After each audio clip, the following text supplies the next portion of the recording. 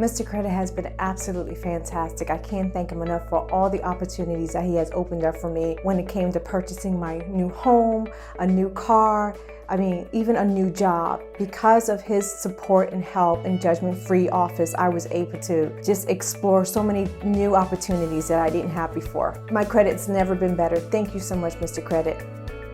Hay tres cosas bien importantes que les interesan muchísimo a los clientes que llaman y que nos visitan en nuestras oficinas de Mr. Credit. La primera es que siempre quieren que les digamos la verdad. Esa verdad la conocemos de los reportes de crédito, por eso es que es lo primero que hacemos. Y otra cosa que es bien importante para los clientes es que seamos honestos de principio a fin. Por eso es que cada vez que el cliente viene a visitarnos, nosotros relatamos completamente todo el proceso para que el cliente se sienta confortable, se sienta seguro y sepa que está invirtiendo su dinero en algún propósito real que de verdad él necesita. Y por supuesto, cuando los clientes nos llaman, nosotros siempre atendemos el teléfono.